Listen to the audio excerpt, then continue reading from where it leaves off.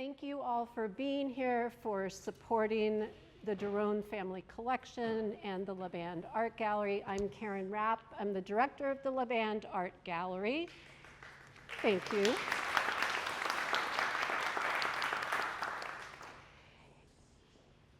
We are here in the drawing studio. The luck is that the two gentlemen had expressed to me they wanted their conversation to feel like they're in a living room, and I think this sort of fits the bill. The reason we're up here this afternoon is that 45 minutes ago, when there was no power on our campus, this was the only space where we knew we could have natural light. So thank you for being here. Thank you, Laband crew, for making this happen in the last hour.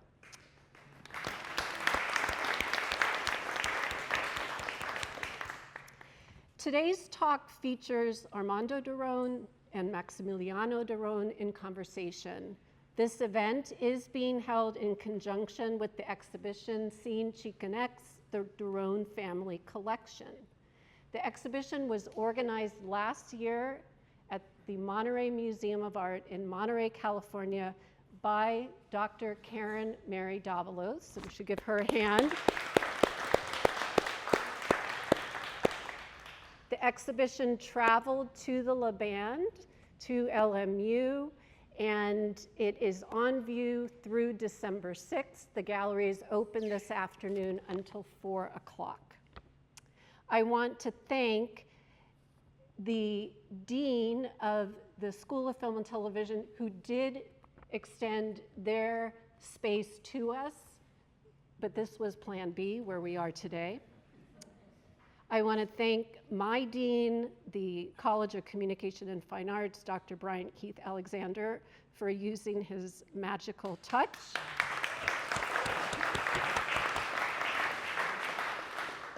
And especially my colleague, Laband Gallery Manager Molly Corey.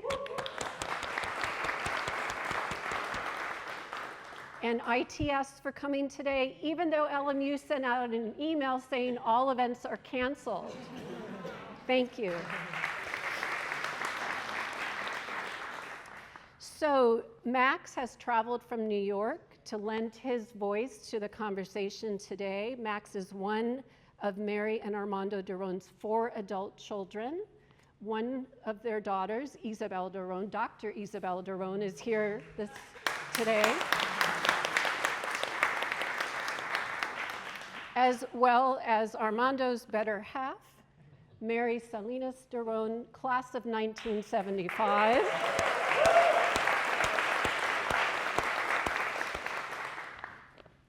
I now have the pleasure of introducing Armando to you, someone that everyone in this room already knows and loves. He earned his BA degree in political science from Loyola Marymount University in 1976 and his law degree from UCLA. He and his wife, Mary, have been collecting Chicano art of Los Angeles since 1981. They have one of the most extensive collections in the country. He is a sought-out expert in the field, consulting scholars, community activists, artists about Chicano art, also lending his expertise as an attorney, as a supporter, as a member of many boards. There is a gallery named the Durón Gallery at Spark, and it is named as a tribute to his contributions there. He's also an organizer of over a dozen exhibitions, is a writer on the topic of Chicano art, participates in panels such as the Latino Art Now Conference, taught a class at UCLA, Chicana Art and Artists, and has just really been a true delight to be in Armando's presence this entire semester, have him come in, talk with our students. We've had, Gen Z has come to see the show. They have responded to the work. They've been drawn in. They're reading the labels. They're talking about how they relate to Cristina Fernandez's piece or Connie Mendoza's piece. So I really feel like this is a collection that is very active, very relevant. And this week, we asked students who came for a guided tour by Mr. Durón to contribute their essays about the collection to the Durón ephemeral collection so that this moment in time in 2025 can be captured and then kind of made manifest for the future. So it's been lovely to have you as a presence here.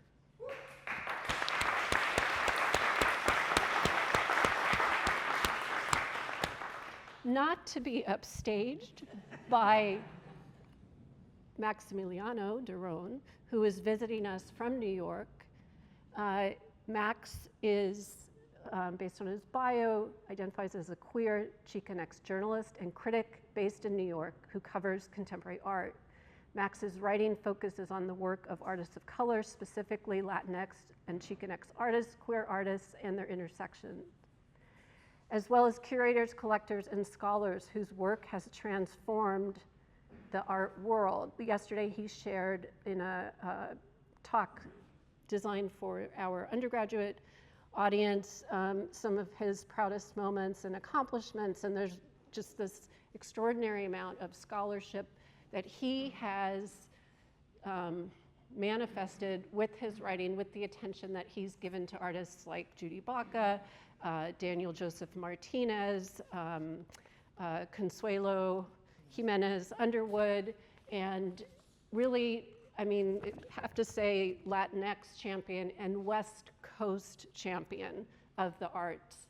It's amazing, your voice, what it has accomplished already.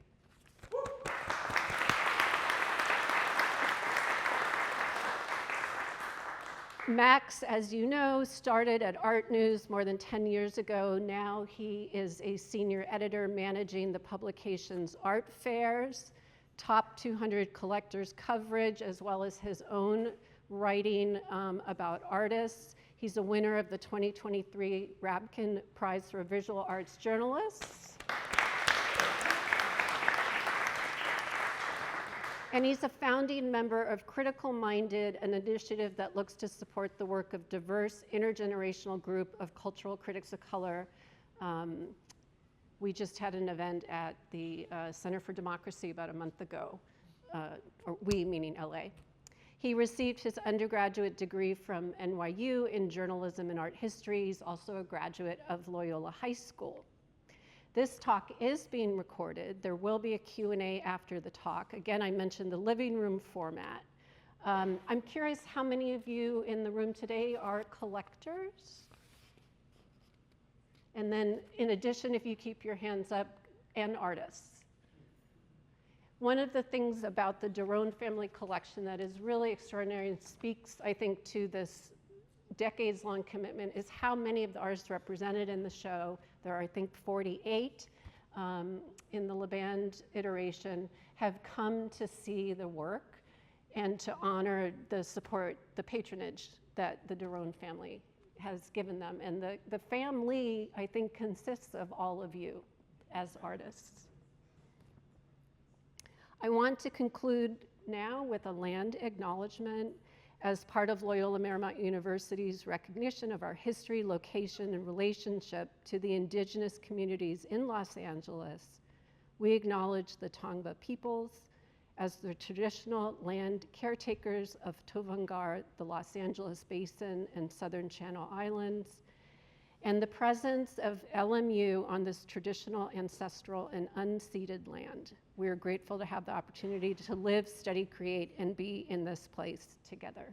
Thank you so much. Well, Karen kind of stole my thunder because I want us to introduce the woman who's responsible for us being related, my wife and your mother, Maximilíano Durón. But you have an introduction to make, don't you? What do you, my husband? Yes. Oh, my husband, we just got married in October, is in the audience too, Dennis.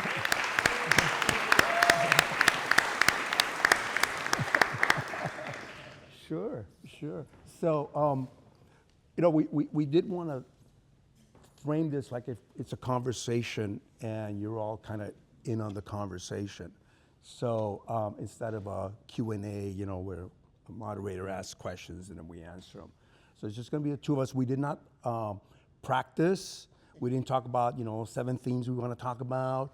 it's designed to just be us talking like you would talk, without unrehearsed at home, right? Like if we were the family room, and just talking, and suddenly the conversation turns to Chicano art. Of course, the only thing missing is old fashions, or okay, or some martinis or something, but we'll make do. So I know that, you grew up, with the art around you, right? And I know that one of the questions that I received in the opening was, well, how do your kids, live with the art, And so I thought, I actually have never directly asked you, well, how'd you live with the art? So I guess what I'd like you to talk about initially is, what's the first piece of art that you recall, you have a recollection of? There's several. I mean, living with the art is something I definitely feel like I took for granted growing up. It was always just there on the walls. And so sometimes I would spend time with pieces. Sometimes I think it was only like later in my adult life where I actually looked at a work for more than 5 seconds and spent time and came to see things I had never seen before, even though I'd been on the wall for 20 years during my childhood or what have you. But I remember the piece I grew up with, which is not, I think, officially part of the collection, is the one that was in my bedroom of the vaquero, which reminded me of my maternal grandfather. But one of the pieces that I always have had the strongest memory of is actually by Linda Vallejo, the Cielo piece, which is downstairs in the show, because it hung in the foyer for several years after my parents remodeled part of the house. And so it was just this very beautiful welcoming to, it was like mystery, and I think it set the tone for the house in a really strong way. And I think people would, you knew you were coming into a very special space when you saw that work. But yeah, I mean, at times it felt like living in a museum. It was very, very clean, not sterile, but very clean. You had to be careful where you walked. You couldn't play in certain rooms. Very disciplined in that regard. But I mean, I guess my follow-up question was, did you ever have to take into account the fact that you had smaller kids, in terms of how you installed stuff? No. You'd be surprised, but I never did. I learned very early on that if you explain to children certain things, they can learn from that. And what happened was, Adeli was about 6 months old when we went to a friend's house. We had never been there before. Actually, we were just going to their home for the very first time. And we walked in, and they had a table about this size. And on it, they had all these little figurines, these porcelain figurines. And I could just see my daughter going, and half of them would be destroyed. And so I told her, don't touch that. That's all I had to say. She became the darling of the family because this little girl didn't touch anything. And so I never did. And even to this day, we have grandchildren, and one of them is 2 years old. Well, two of them are 2 years old, and one of them comes over every Saturday, and we have this little sculpture piece on a table also about this size. And my daughter said, "You better move that." My wife said, "You better move that because Emiliano's going to go there, and we're not responsible." And I refused to move it. And he comes every Saturday. Now she stopped coming because now she's got her degree, her dissertation. She's finished with a doctoral dissertation. But and so he doesn't touch it. He doesn't touch it. So no, I never. The only thing that I did do, that because of the children, because of all of you, was a Cristina Fernandez piece that's downstairs in the show. You'll see that it's kind of like in this.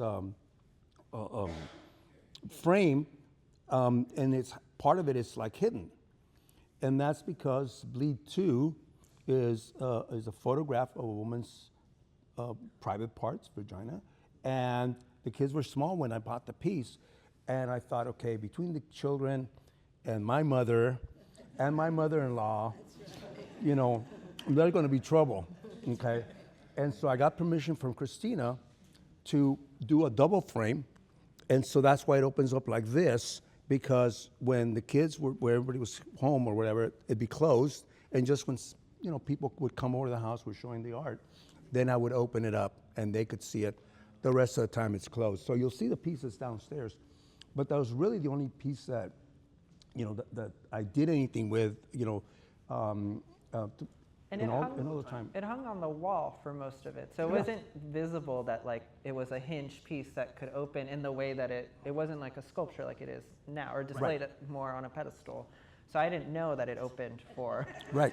I honestly probably until the show, or maybe when, was it in her UCR show? No, it was not in her research, but yeah. No, it wasn't until the Monterey show that I think, or maybe later, but Yeah. it was years later that I realized it opened up. Right, the kids never knew that it was there, you know, that it opened up as kids, right? And neither did my mother or my mother-in-law, so that was good, right? But no, I never had to do any of that. You know, I was wondering when, as you travel around the country, right, and you travel to many homes of well-known collectors and so forth,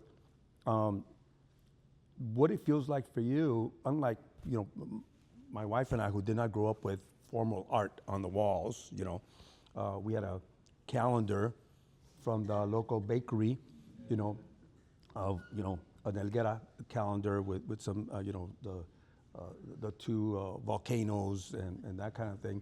And that was that, and religious art was, you know, picture of the Virgin, you know, that's what we grew up with, okay? We did not have any formal paintings or anything like that, any formal art. But how you react going to other homes now where, you know, obviously much larger homes for the most part, I think. What's your reaction vis-a-vis how you grew up? Well, I think what I like, whether or not it's a collection I respond to or not, but I think what's interesting is how personal collections really are, and I think that that's something that often doesn't translate when they show in museum spaces, is that you really see how people live with the collection and whether or not it's always fascinating to see if they're a maximalist and want to hang it more salon style, or if they're more, you know, give pieces, you know, more space, like, which is how my dad, I grew up with my dad, everything had space. It was never a salon style hang. It wasn't really until I studied art history that I learned what a salon style hang was, because I didn't really grow up with it. But I mean, it's interesting. I mean, it's interesting to see what people pair next to each other. I think it's clear if people buy with their eyes versus whether they buy with their ears. It's very evident if, you know, seeing top collectors, like, they either have a vision and taste and an aesthetic that they're responding to, or they're just buying from, you know, a select few top galleries. I think it's noticeable, especially if you're familiar, as I am, with a gallery's program.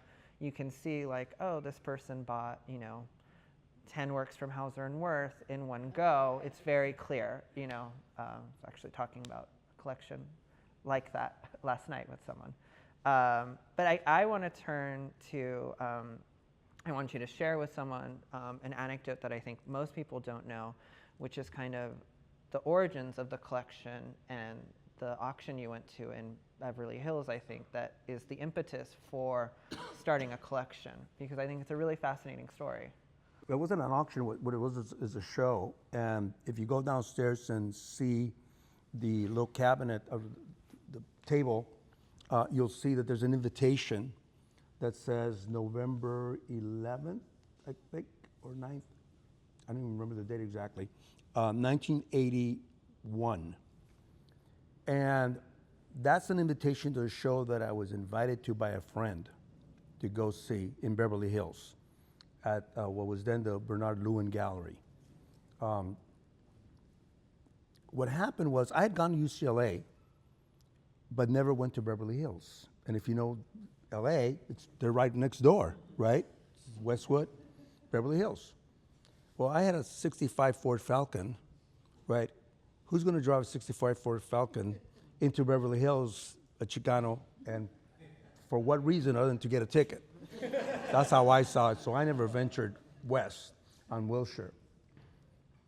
So initially I refused, I told my friend that I wasn't going to go, and he finally convinced me. I went there. And Bernard Lewin, his wife was disabled, so he had chairs. Unlike most galleries, you go get to galleries that don't have chairs, but he had chairs in his gallery so people could sit. They could sit with his wife. And so I happened to be sitting next to this lady eating chips and salsa, and this guy came up to her, and she asked him, well, which one do you like? And he said, well, I like the one over there. He says, how much is it? $10,500. She pulls out a checkbook and starts writing out $10,500. And I'm sitting there with a chip in my mouth like this, because at the time I was working at East LA Legal Aid. As a lawyer, my annual take-home pay was about $11,500. Annual take-home pay, right? $11,500, right? And there's this lady writing out a check for $10,500. But my next thought was, this is how patrimony is acquired. We have to buy our own patrimony. We have to acquire our own patrimony. Because my friend and I were the youngest people there by 30 years. We were the only Chicanos in the gallery. Even though it was a Mexican show, some Mexican artist was showing, because that's what Bernard Lewin showed at the time. Well, always did in his gallery. And so that began that was the epiphany that began the collection. Because having come from a Chicano activist background since I was 15, I was involved in many things, including the takeover of the admissions office here, which I led in 1975. I understood, and having a political science background, being very interested in history, I understood that what lasts of any people is the culture. 500 years from now, who are the Chicano people? I don't know. Let's find out, right? Who's telling that story? You see? If we should tell our own story. We should not let others tell our story. We should tell our own story.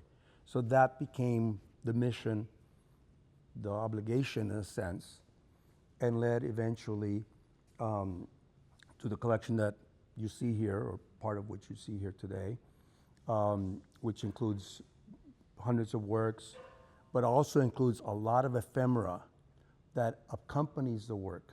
Over 3,000 invitations to Chicano art shows, books and catalogs and brochures of Chicano art shows that nobody else has kept. But I'm an organized pack rat. So if I go somewhere, they have a little thing here, okay, and they have one of these, okay, I'll take that too. And if there's multiple invitations, or different artworks on each, if there's 3 different invitations for a show that have different artworks, he takes all 3. Right, I'll take all 3 versions, and they all are in binders and so forth. And there's bios and resumes of a lot of the artists. Some of you are in there. And then there's art posters and the Chicano poetry collection as well, and an extensive library. The idea is that if you wanted to learn anything about Chicano art of Los Angeles, 90% at least of what you would need to do any kind of research, you could find at the Durón Family Archive. That's what it's doing. And it has been used for that. Karen Mary, who curated the show, spent a week or more 10 solid days researching in the library for her book, the errata book that came out several years ago. Right. And not only that, but she said, I have to rewrite 2 chapters of my book because of you, because of what she learned from being there. And we have 2 people here who are the audience who are doing research for a Self-Help Graphics documentary, and they'll be coming by next week, I think it is, again for the 3rd time. to also to cull information from the collection. So it's an ongoing process. We also, of course, lend out a lot of works over time. Something has been out of the house in some show since 2000, at least one, continuously. When did the ephemera collection start? Did you know right away that you needed to collect it, or it came slightly later? It came slightly later because what happened is as we were going to all those shows and things, I would just put everything in a box. It came and I started putting stuff in a box. And one day, a couple years later, I started taking it out to organize it, and then I realized what I had. I had a little record of a lot of shows, and I know most people throw that kind of stuff out. And I said, I'm not gonna do that. And I bought the little thing of, those slip covers and a binder. And 40 binders later, here we are. So yeah, but it rounds out the collection. So it's not just the work, it's the context that's important. Chicano history is important to understand the work, the context of the work. Because my definition of Chicano art is it's the visual representation of the Chicano experience, like any art. Renaissance art is the visual representation of the Renaissance experience, and so on, right? And so it's important who's telling that story. This is what's really crucial, and this passion that I've had for now 40 years, is who's telling that story. I'm telling that story as an insider, as a Chicano, as an activist, as somebody who's passionate about it, not doing it for economic gain, and so that's how it developed. So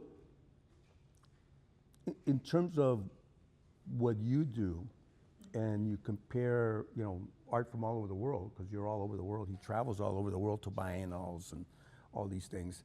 I'm really jealous, He's like, oh man, he's in Sao Paulo,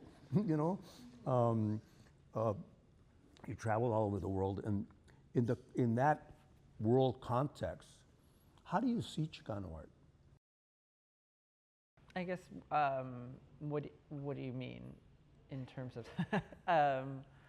Whatever you think that means, actually. I'd like, instead of my definition of how you see it, I'd like you to be your definition of how you see it. Well, I think, I'm fortunate. Let me track back a little bit, just to build off on what my dad was saying. I think I came to my own, and even though I'd heard this anecdote about the Beverly Hills show for several years, I came to my own realization about the context of art and how that is captured via an art history class when I took an AP art history class in high school, and we were studying, Jacques-Louis David, who's still one of my favorite painters, and it was learning how he had captured Napoleon's coronation and who all these figures were, and how they were positioned was a record of their power and their status within the French aristocracy. And it was learning that context as to how it actually also becomes a record of history, and it survives in a different way than other forms of history. And so when I had, not a strange path to being a journalist, but at first, I always knew I wanted to be a writer since high school. I was on the school paper in high school and college. But I thought at first I'd do music journalism and fashion journalism. I realized both of those were not really for me, and I was already studying art history. And it became important for me there were two moments of realization that I had, one of which was attending the Latinx Arts Future Symposium organized by the artist Teresita Fernandez at the Ford Foundation in 2016, that I needed to tell the story of my community as well in the way that my dad and other collectors of color have in terms of supporting this art, and that it was important for me to be telling that story from my perspective, from an informed perspective, from a perspective that takes care in telling these stories and is careful with word choice. I think that's super important, in a way that artists, especially when I'm writing about them, don't feel othered or don't feel like they're an exotic thing.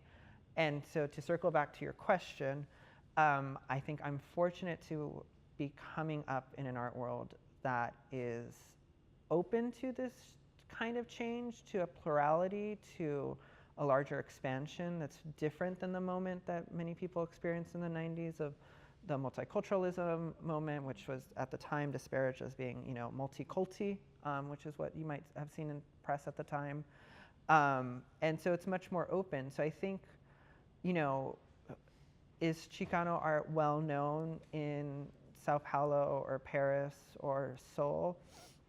Not so much, I would say, but I don't think people are have a lack of curiosity toward it. I think when they read my stuff, they're interested in it. There is a Belgian collector who follows my work pretty closely and had a very positive response to my profile on Consuelo Jimenez Underwood, an artist he would have never honestly come across had I specifically not written about it. I mean, he follows other writers at Art News and Art in America, but you know, it's kind of like that's the kind of reach I can have at a national and an internationally read publication, which I'm just very fortunate. But I mean, I am someone who's very curious and likes and has Catholic with a small c kind of sense of taste, and that's why I can equally like 19th century neoclassical French art on the same level as I like, you know, Chicano art. It's not an either or for me. I think I'm constantly learning about different movements in different parts of the world, be it Africa, Asia, you know, Latin America, that expand my, you know, understanding. And I think that that's part of, you know, my charge too, is to get other people to elevate Latinx and Chicanx art onto that level, so people are also paying attention to these artists when they're paying attention to artists that they had not heard of and, you know, are being quote unquote rediscovered by the mainstream art world. And, you know, it's proven results, you know, to toot my own horn. You know, my profile on Judy Baca in 2017 really did help change the conversation of her work and her place in the art world. I don't think she would have had the LACMA show and been honored at their gala had that, you know, had that not been part of it. I don't know if the Mellon grant that they received for $5 million would have been as large, you know, they might have still gotten it, but to expand the Great Wall, I don't think, you know, that would have necessarily happened. And it's all a testament to Judy's vision and power as an artist, and part of what I see my role is to help tell that story and explain it to a general interest audience, to an art world audience, in a way that gets their message across, but also adds analysis to the work, that adds, you know, journalists are often, you know, the, you know, primary sources for scholarship, so it can be something that people can rely on. I know some of my articles have been taught in art history and journalism classes, both, you know, mainstream and focused on Latinx art. So I hope that answers your question. Talking about favorite artists, you know, people don't know. In another time, in another place, if I had that kind of money, I would be collecting Francis Bacon. I love Francis Bacon. We went to the Frick in New York last month, now that it's reopened, and I'm a sucker for W.J.M. Turner, okay? I'll go anywhere to see a Turner, okay? And those are far afield from Chicano art, right? So it doesn't mean that I don't like any other kind of art. And one of the things that I do is, as you know, is I'll go to the West Side galleries and just cruise on a Saturday and go to any gallery that, you know, I may just kind of think about and just, I'll go to this one, just to see what everybody else is doing, you know. And I go to MoCA, of course, and other places because I think it's important to have a sense of what art is, so you can have a sense of what to appreciate even within your own context, whatever it is that you're collecting. So I, you know, yeah, I love Turners, I love Bacon, you know, so yeah. So, I mean, Karen kind of mentioned this in the introduction, but as I'm sure most of you can tell, there's a lot of artists in the audience. There's a lot of artists who are friends of the family and of the collection and have been for decades. But I want you to share with the group the anecdote about meeting Judy for the first time, because I think that was possibly the first time you interacted with an artist who would enter the collection in that way? Or at least very early well, on? it was kind of a unique experience, but I know I had met other artists before, you know, that one. But what happened was Judy had a demonstration, mural demonstration at Spark, and so I had never met her. I got the invitation from somewhere. Maybe I picked up at Self Help or somewhere, you know. Oh, come to this mural. Oh, Judy Baca. I think I've heard of her. Yeah, I'm gonna go see this. So Adeli, our oldest, was younger than our granddaughter. She was 4 years old at the time, and I took her there, and to see Judy paint. Judy's actually painting the mural, one of the murals from the World Wall, which is a different series. And we just sat there for 20 minutes. One person came in and left, you know, was there for 5 minutes, saw her and then left. And I just stayed there for 20 minutes. I was just mesmerized by the whole process, because I never took an art class. You know, you just have, as a layperson, have rudimentary ideas of how painters work, you know. But to actually see somebody painting, and of course in a large format, because she was painting a mural, well, I was just mesmerized by the imagery and the color and just kind of the way she was doing this. And I just sat there, and when she stopped and turned around, there we were. Oh, hi. And so I introduced myself, and, you know, introduced Adeli, and she introduced herself. She quickly found out I was a lawyer. So she says, oh, can I have your card? I said, sure. You know, because I might want to call you about something. Well, she called me the next day, literally. This is a Sunday, and by Monday, she had me corralled into helping her with a legal issue, and that evolved into my becoming a member of the board for 4 years at Spark, becoming president of the board, and then becoming a lifelong friend and supporter of Spark. And, you know, we have so many stories of meeting so many people. Camilo Cruz was sitting there. I first met him. I first saw him actually when he was like 9 years old at his father's law office. And then, you know, after his father passed, you know, and then he became an artist. We became fast friends, and I love his work. And we're still working. We're working on a current project now. So, you know, we have a lot of stories. We have Tio Leo. That's Leo Limon. For those of you who know who Leo Limon is, he's Tio Leo to these guys. Okay, because we, you know, they grew up with him. You know, Raúl Baltazar, another great artist and friend. You know, is the one who gave us or sold us Nessa, our dog, that we had for 12 years.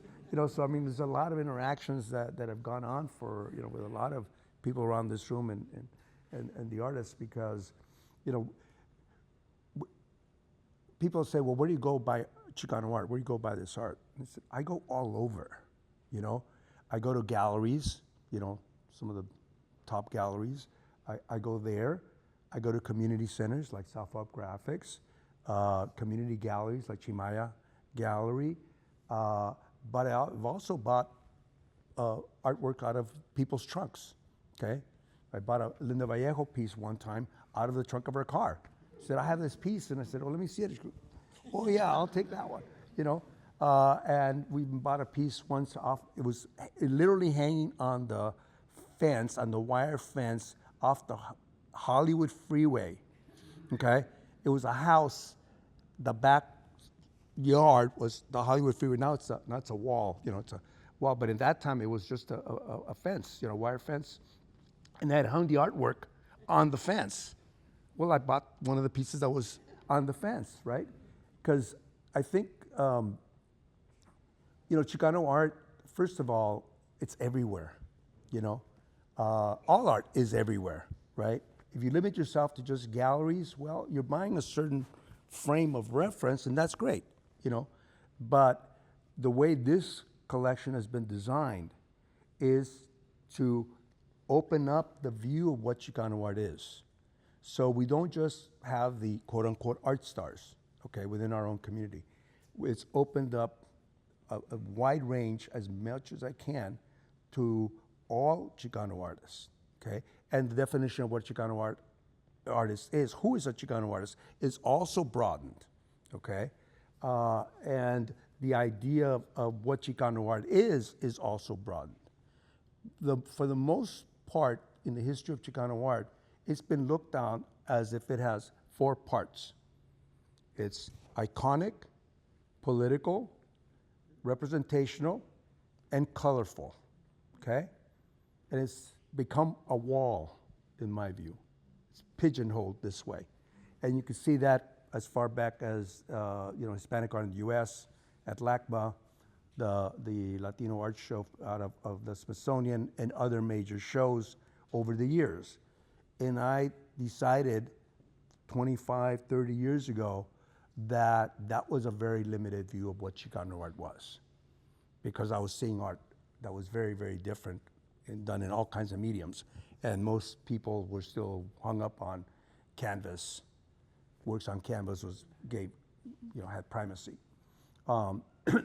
And not realizing that so much of Chicano art is graphic art, serigraphs out of South Hub Graphics and other places, right? Little print shops. That it includes photography.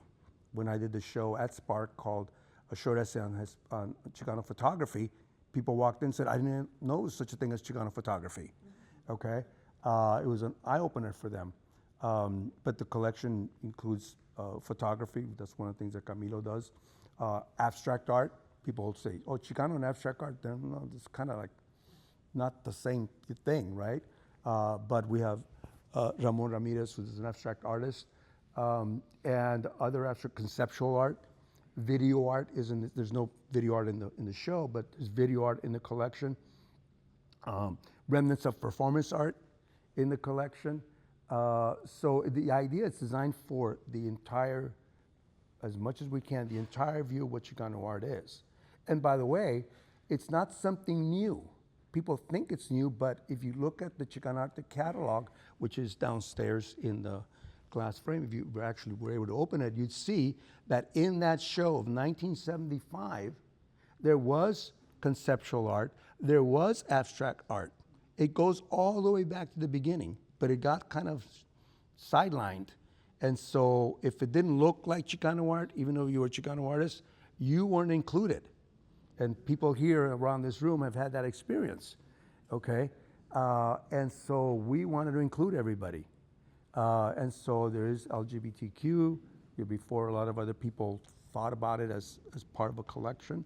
And of course, as many as we can, women artists to make the parody as much as we can as well. So all of that is designed to bring in the whole range of what the Chicano experience is, because it's all over the place. I think what's also interesting is that you mentioned, the range of artists. It's not just big names, but you don't buy based on names. There are some people who might not be in the collection, but you're buying based on the artwork, correct? Yeah, but people ask, oh, well, who's your favorite artist? And I always say I don't have a favorite artist, because I don't buy artists, I buy art. Okay, so it's the work itself that's going to tell me whether or not I want it for the collection. Okay, it's not the artist, it's not the name.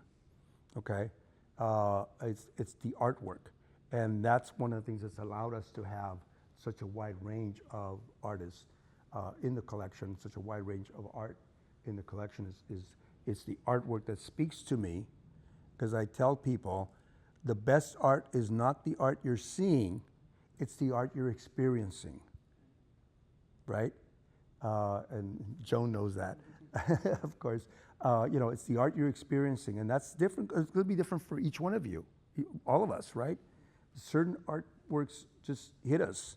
At the opening, there was a lady who came, and she saw Roberto Gutierrez's piece, which is right at the front of the show, and she goes, "That piece just so caught me. I want you to know the first piece, that was one that I really loved. I went through the whole show, but I kept coming back to this one because that's the one that spoke to me." And I said, "Well, why? Can you tell me what?" Because it reminded me of my grandmother.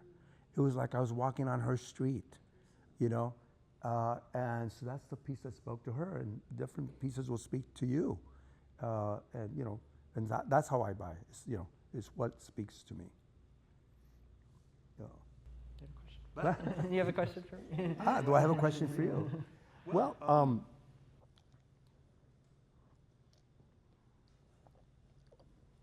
one of the questions that I get asked sometimes is, but I'll ask you, is what do you think the future of Chicano art is? Okay.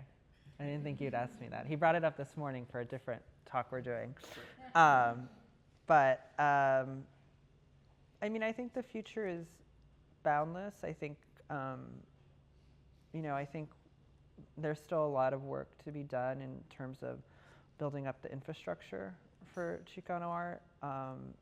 And I think that that's something that, needs further development. There needs to be, in fact, more collectors. There needs to be a stronger art market for it, despite, what people might, despite the role of the art market in the art world in terms of, being, very responsible for what we see in the art world, whether it's in museums or galleries.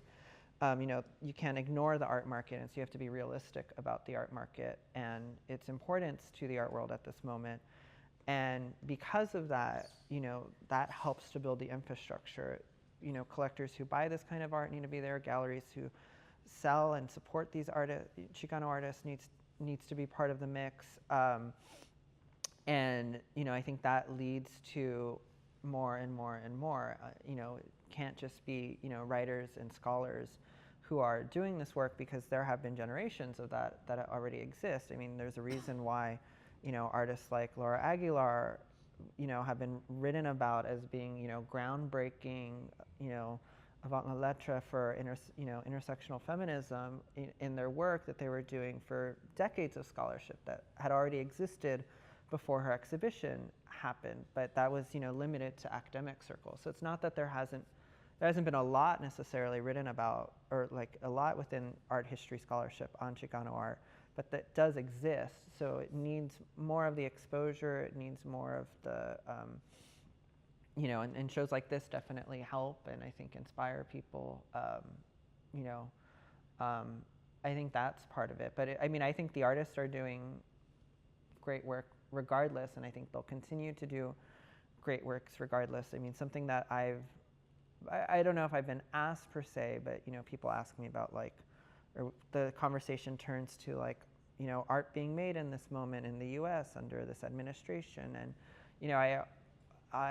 what I'm always hopeful and optimistic about it, despite often being a cynic, is that seeing the Radical Women show at the Hammer several years ago, it made me realize that great art can still be made under very repressive regimes, and that it's the artists who help us understand that, and they develop new languages to navigate this, in which that it's not necessarily easily legible to dictatorships or fascism, but it's there and it's a critique, and it's still giving people sustenance to make it through this period. I just saw a show at Columbia's Wallach Art Gallery a couple weeks ago for this Chilean artist who's now passed, and I'm pretty sure she was in the Radical Women show. Her name's Lottie Rosenfeld, and what was fascinating about that is that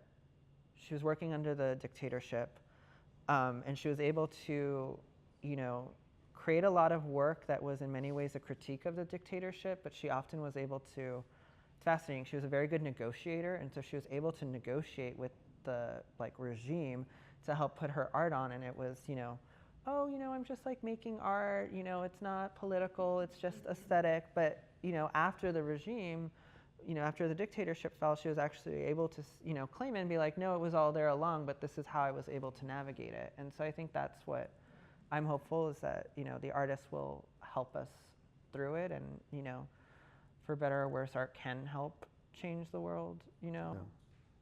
But, and I agree. The artists will do that.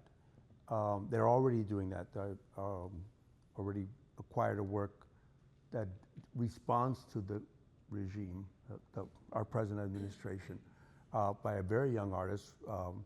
His first show, but we have downstairs the piece on the pandemic. Connie Mendoza's piece, responded. This is from 2020 when the pandemic hit. She immediately responded and did this beautiful piece at South Up Graphics, which is the little skulls piece. and which is one of the reasons why I acquired her. I said, she's got it, right off the bat. And of course, I'm always hopeful about Chicano art. I really, really am. Always have been, because I know that the artists will respond and they'll continue to grow and develop their art. And I'm very hopeful about the future because we are seeing some signs of a change. Last night I was at the Mark Selwyn Gallery's Salomon Huerta's show there. Next month, not next month, in January, Ramses Noriega will be showing there. Other galleries, major galleries here in LA, like Craig Cruel is now showing Chicano artists and so forth. And we have another development which I think is really, really important, and that is the acceptance in Mexico of Chicano artists. And we're beginning to see all these signs of it, but we have a major show coming in April at Bellas Artes. And anybody who knows Bellas Artes knows that that's like being in the Louvre. And we have been asked to lend one of our pieces for that show. But the important part is that the show is called Aztlán, El Túnel del Tiempo, the Tunnel of Time. So now you're talking about front and center the Chicano aesthetic in Mexico City at the highest levels. And I'm hoping that by that time, the essay that I wrote now a year ago will finally be published. It's called Somos Tú, Explaining Chicano Art to Mexico. Because, the idea is to understand that one way of looking at Chicano art, one way of looking at it, not the way, but one way of looking at it is to understand it as part of the diaspora, the Pan-Mexican diaspora. And Mexico is beginning to understand that.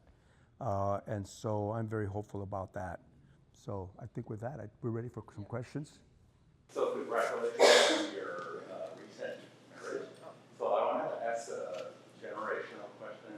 You're a child growing up in an immersive environment of specifically Chicano art. So do you and your husband intend to have children? and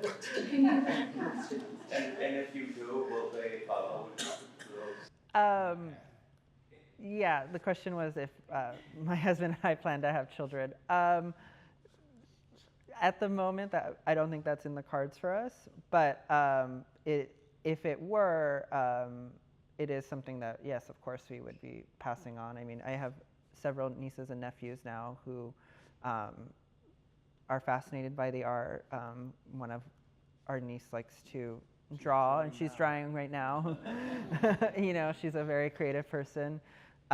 There's a photo that was sent in the family group chat of my dad hanging a work with my nephew Emiliano looking at it, and they're both posing and staring at the art after it's been hung to see if it's hung in the right way, and that was, very beautiful. So there is a next generation already that it's being passed on to. But let me explain it, because I think this is really important. Yes, they grew up with it, but it wasn't like, it was imposed. So I would take them to some shows, but not take them to other shows. Like I took them to the Andy Warhol show, right? Big, graphic, colorful, But I wouldn't take them to a Carl Andre show, piles of rocks and blocks, because they wouldn't understand it at that point. So it was never like something they had to do. The art was on the wall.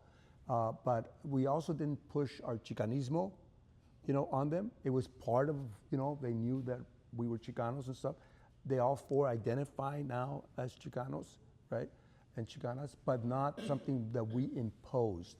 It was very important not to impose, because, like the one thing I tried to impose was religion and it didn't work. Right? That's how you learn, right? Okay, still a work in progress on that one, but anyway, next question. The idea of imposed, like in my household, as you know, the Chicano identity and the Chicano activism was superimposed. Like we had no choice in the matter. So the term is very, the term Chicano is obviously very impactful and very important for me. But I know it's also kind of been a basis for, you know, debate and sort of challenge within our community. So there's always that term, right? Chicano, not Chicano, that next, that. Has that, all that terminology discussion impacted our movement at all? Like, I'm just curious to know if it's hurt or helped us. Has it impacted our sort of art movement? Yeah, the question is, has the term Chicano impacted the art movement? I think it's important to understand the distinction between Mexican Americans and most other groups in this country. You had the Italian Americans, the Irish Americans, German Americans came and blended in and so forth. We have a different experience. The Chicano experience, that is the first generation's experience, is an experience that keeps getting relived because we have new people coming in.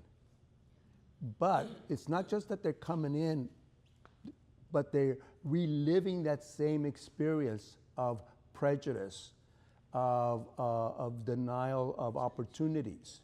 So they're reliving that Chicano experience that we lived as kids, for example, back in the 60s, okay? And so the Chicano people will disappear, in my view, and I maybe saying something that some people won't like, when prejudice disappears. We'll just blend in like with everybody else. But as long as the minute somebody looks at me and says, oh, that's a Mexican there, you know, can you get my car? You know, which happened to me, you know, not that long ago, okay? I mean, here I am, you know, you put all kinds of titles on me, right? But we still have those experiences. And we still have a lot of microaggressions at work and elsewhere, and we all know that, okay? And as long as that keeps going on in our community and to our members of our community, including the artists, they're gonna respond to that. You know, so Rafa Esparza, you know, who's basically, you know, now in the third or fourth generation of Chicano artists. And Chicano artists, there's a new generation every 15 years, in my view. I can track it, okay? And he's like in the third or fourth generation of Chicano artists. It does a piece called Aslan, okay? Why does that happen? That happens because he's reliving that same experience that I lived and that your father lived, okay?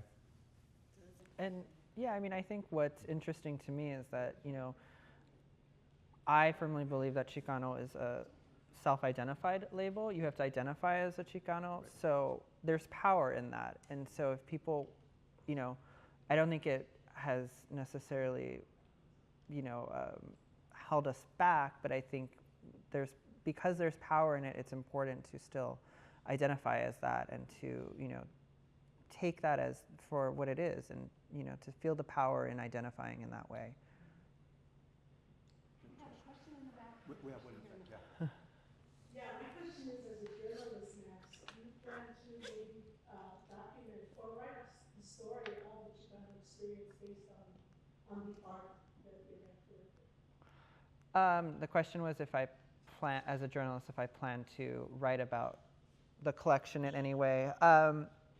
Not at the moment, but that's definitely something that, you know, I will probably want to visit later on in my career when, you know, there's ever a time where I'm looking for new opportunities. You know, that's always the best time to start a book project. You know, but that's definitely something that, you know, I've been interested in. I'm really interested, you know, when I'm not doing reporting, working on oral histories, which I don't actively have a practice in, but, you know, learning more about that. But my favorite thing is to interview artists. I actually find the writing to be the hardest part. It's sometimes my least favorite part of the experience, but being in an artist studio is, you know, the most fulfilling thing of my career. Rafa? Discuss, going kind of back to the point you make about the term Chicano, you know, before it gained wide use by almost all Mexican Americans in the United States. You know, it was a very divisive term between a certain generation and the young rabble-rousers. And I feel like we've now come to a point where there are those young artists, political-minded young guys, people from, like, for instance, border regions who no longer identify as Chicano, but that identify as, like, up the border of this particular kind of place. And I know that that doesn't really affect your collecting practice now since you focus on Los Angeles, which is away from the border. I'm just wondering how you see people distancing themselves or less embracing that term as a kind of collecting practice, or how you identify the collection. So the question was, if with the next generation seeming to turn away from Chicano art, how does that impact the collecting, or and like the next generation? Or just the defining term is I'm a Chicano or I'm not a Chicano. Yeah. Kind of. Yeah. It doesn't affect it. And the reason why it doesn't affect it is because some people may say, I'm not a Chicano artist, okay? And there are people downstairs that are included in that group. But I know they are. And I don't mean because they're Mexican American or something, but their art speaks to it, despite their denial, okay? This is like in 1990 or so, I went to a lecture by Rufino Tamayo, who said, I'm not Mexican, I just happen to have been born there, okay? And, but he was Mexican. Those colors were not colors from anywhere else. That imagery was pre-Columbian, you know, as was he had a big collection of pre-Columbian art. So he could say all he wants is he's an artist of the world, and that's great. And I understand why, you know, for economic reasons and other reasons, people don't want to be pigeonholed. I get that. But it doesn't affect my collection practices. Yeah, yes. Let me stand up. My question or comment is for both of you. I came here as an adult Mexican, okay? I studied journalism also. And my first idea about Chicano in general, the word, it was very small, and that's in the sense of like, I didn't know anything about the Chicano culture until I met Jose Antonio. He's an artist, he's my husband, and he took me little by little, first of all, to sell the graphics to the east side of the city, and also the name Shifra Goldman. And as a journalist, you know, an art journalist, are you or do you get into those archives? Because nowadays I just hear like self-graphics, but what about the Shifra Goldman archives too? Because I knew like, or I learned like she was the first art critic or art historian that she put like the Chicano name, or she started, you know, to put in the mainstream the Chicano art in America, you know. So, I haven't personally done research in her art. Oh, yeah, the question was talking about if we access Shifra Goldman's archives and papers. Mostly just because they're not easily accessible. I mean, I do know an art historian who told me just a few weeks ago that he goes into her archive every year to do research on Dean Chavoya. But I don't, just because they're not as readily accessible. What I do consult often, which I love, are the Smithsonian Archives of American Arts oral histories. Those are all those the majority of those transcripts, once they've been processed, are published online and freely accessible because it's part of the federal government, so it's, you know, doesn't have a copyright. And so that's often where a lot of research I do comes from, in terms of, you know, whether it's an artist profile or often an artist obituary, which I do write, you know, several of for Art News, you know, over the years, or have written. But yeah, it's not like denying her importance. It's more so, it's just, you know, I'm not an academic, so traveling to a library where papers are held is just not something that's part of my budget or, you know, yeah. Yeah. Well, I did know Shifra very well, and I'm not an academic either, so I haven't been to the archives, but I actually went to her home to do research, and she said, here, look over here, and, you know, that sort of thing, and it was very, very interesting, you know. There were all these little card files, you know, and one of the things she showed me was Carlos Almaraz's manifesto on what an artist was and so forth, written on a, basically it was a paper bag, a brown paper bag, just, you know, and he wrote it out there, you know, and she had that, you know, but I did know her. She was a great promoter of Chicano art and Chicano artists, and you know, wrote for the New Art Examiner for many years and other publications. So she certainly is a great resource for earlier artists at this point. You know, there's so many more artists today, but certainly if you want to look at that first generation, she'd be a, you know, her archives would be a source, right? Talking about the archives of American art, are you going to give your archives to them so that it'll be accessible to the world? You know, Giving the collection archives to the Smithsonian or to any other archive. let me add. Yeah. Well, I'll answer that particular question first with the Archives of American Art. The head of the archives came to the house about 6-7 years ago now and asked us, I mean, literally stood in our living room and opened her arms and said, on behalf of the Smithsonian Institution, the Archives of American Art, I'm asking you, blah, blah, blah, you know. And I was like, oh. The two problems. One is that the policy, maybe it's changed, but the policy was that you gave your papers to them, okay, then, and she wanted all ephemera from the collection. That's what she wanted, it was all ephemera, of which we have, you know, quite a few items. The problem was that they only will digitize if there's enough interest in a particular archive, which meant that today, if, for example, if I had given them, you'd have to travel to New York, which is where they're at, not DC, but although they're part of the Smithsonian, but they're actually in New York, to travel to New York to look at whatever it is that we would donate, okay? Number one, because they will only digitize once there's enough interest. Well, since a lot of the interest is back over here, less of a possibility that it would actually be digitized. And we're interested in, if we're going to do that, then that it be digitized. So it's, and now it's so easy, you know, to do both the digitizing and, you know, make it accessible to everyone. So that's the first issue. The second was thinking about the future of the collection, and I might as well answer that question. The collection's always been slated to go into a public institution, okay? We do not consider this our private, you know, property, you know?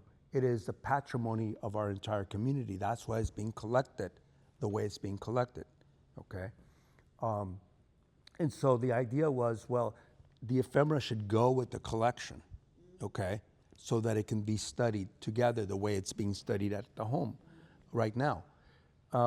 There are economic issues with that, as you know, because you know, it's a big burden on museums. You know, people want to donate to museums, you know, 100 works of art. Well, they got to take care of them. They have to conserve, store, you know, preserve all this work, right? And ephemera also takes a lot of space, and so you're almost burdening a museum at this point when you're you know, you're giving it. And there are museums today that are not accepting works right now because they don't have any more storage space, and they understand that the long-term, you know, preservation, conservation of works of art is very expensive, you know, and so there's that issue of how that's going to be resolved. We think we still have a little time to make those decisions, you know. It's a big problem, yeah. Sure. This question is for both of you. In terms of like art that speaks to you, whether it's collecting or kind of writing an article about it or interviewing an artist, have you found that there's certain styles or themes or formats that you were once gravitated towards and now you're kind of skewing somewhere else or vice versa? And additionally, do you find that something that's going on in your life personally kind of skews what you're like gravitated towards at the moment? So the question was, just to repeat it for the camera, was if our interests have evolved over time for different aesthetics or different artists, and if part of that is impacted by our own personal life situations, I guess. You go first. You know, I did learn in the early 90s that it originally, you know, was like anybody who is untrained, right?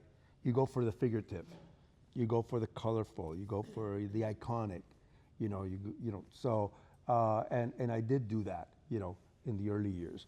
But I soon learned, as I said, really by the year 2000 at the latest, that, you know, I had to get away from that. And actually I learned that earlier when Ricardo Valverde, who was also a member of CACA, the Chicano Art Collectors Anonymous, taught me to understand photography and why that was a work of art. Okay, because I thought, well, you can make 1,000 photos, you know, how's that art? You know, I mean, how's that art, you know? And so he explained all that to me, and that's when I started opening up my eyes into other things. And then I realized that so many other collections did not include other things. So that's when really my eyes opened up, and I said, okay, I gotta. Doesn't mean we don't collect representational art, but but it means that we're looking out for other things. In terms of issues, the only drawback or the only limitation for us right now is economics. You know, if it's costs too much, you know, for our budget, then that's it. There's nothing I can do about that. So that's the only real limitation. But other things going on in my life, no, I don't think they affect, you know, they color, you know, what I choose on any given day. I'd say for me, it's more so having grown up with all of this. You know, I've always been exposed to it, having studied art history, and you know, just being curious about the world. I wouldn't say that, you know, I'm limited by shifts, but I've come to be able to trust my gut with what I like, and you know, I know instantly if I like a piece of art just from an impulse, you know, reacting to it. Is it adding something to the world? Is it changing how I view the world? These are all kind of things that happen in my mind. And you know, as a journalist, as Karen mentioned, part of what I do is cover art fairs, and one of the, you know, buckets, as we call it, for our coverage is called best booths. So it's, you know, going to every booth at a fair, which sometimes can number over 200 in a convention center, and picking out, you know, 10 artworks that I think are worth spotlighting. And so it's like, having seen so much art over the years, it's like you have to be able to quickly filter and understand and have a response to a work of art, and then, you know, ask questions about it, and then be able to write about it. So yeah, it's more so that, but no, I mean, I guess in terms of personal life, I think, you know, sometimes I might respond to a piece more if, you know, I'm in like a moody mood, if it's, you know, maybe a moody, but not intentionally, yeah. One more question. I found it quite interesting, Armando, that you made reference to love of J.W. Turner, because there's a piece in your collection that you spoke of when you did the private tour during the celebration that really captured my attention. And there's a piece by Delgado that you referenced, and you said that it was difficult, I believe, to sell because of the name of the artist, because when you looked at it, it was very abstract. So those in the Chicano, you know, Latin, Hispanic community didn't quite see it as such, and those who wanted to buy it didn't want to buy it because of the name Delgado. So it's not at all derivative of, but that piece reminded me of Turner as you were speaking of it. So it's interesting to hear you say how much you love that piece. What I'm curious about is if you feel there's a need for us to make a more concerted effort to educate people in general so much somebody's name or the theme of the piece. It's visceral, it's what speaks to you. But I just think that sometimes we need to generalize it more and just make it more of a human art form. And I'm wondering if that is a frustration for you both as a collector and somebody who's at the forefront of the art community, to just kind of educate people on what something is and is not, and whether that even matters. The question is about the importance of educating people about what art is and is not. I mean, yeah, I mean, obviously, I do think it's important to educate people. I offered to do the talks for the students. When we first talked about the show, I said, I'm available to talk to students, in classes or whatever, or groups or whoever you want, because I think it's important to educate people. I think it's not as difficult to do as some people think it is, Many years ago now, Adeli asked me to do this class for high school students who were coming to UC Irvine for like college day, on a Saturday for high school students. What's college day? So they're going to take several classes, and one of the classes, she said, we'd like you to teach Chicano art. So I put together a slide presentation for high school students, okay?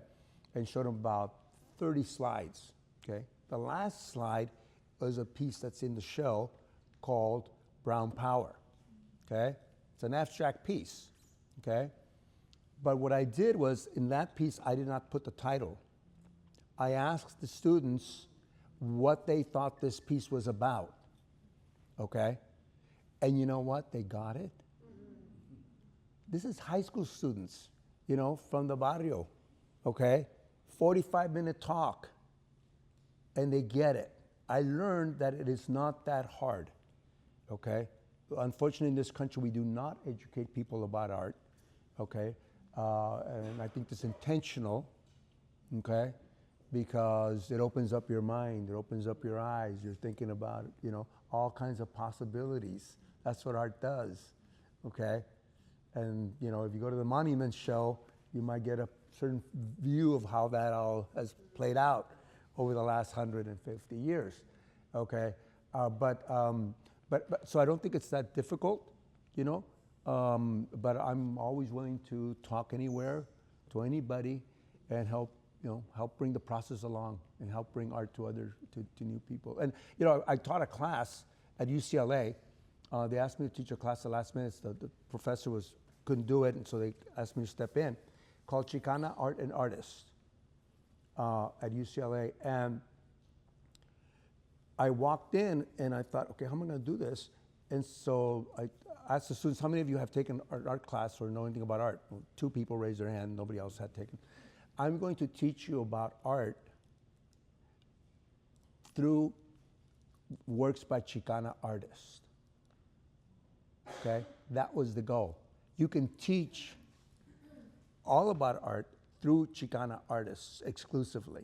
That was the goal, and I think I accomplished that goal in that one class that I did teach. The hardest part about that class was getting there to UCLA. Oh my God, it was horrible. But getting there on time, right? Every day. But so you can teach art, and I don't think it's that hard, and I'm always available. I agree that, art education is so important, but it's intentional not to have it. That's why people feel intimidated by going into galleries or museums or not knowing how long they have to look at an artwork or how to understand it. And I think, part of a museum's role is to help in that and to have, robust education departments to help people understand that. And yeah, I think it is super important. But you can't do it by using ArtSpeak. Yeah, that too, yeah. And you go to a museum and it's all ArtSpeak, you go, oh my God, nobody's going to get this. Anyway. To me, it seems like both of you in that way are equally passionate about communicating, right? And to the broadest possible audience, because that's something I was going to ask too. Who does your collection talk to? And both of you want to speak as broadly, as widely, as clearly, passionately about Yeah. And that's one of the reasons why I've been at Art News for so long, is because I do like this tone and style of the publication. Our editorial voice is about art for both an art world audience and for a general audience, and it's the best way I find to write, and it comes the easiest, and that's why I think it's so important, is to be able to explain sometimes very high-level concepts to people who might not know as much about art, and to help them understand why this artist is important, and how their work is really just often mind-bending in a good way. Thank you both so much. Thank you.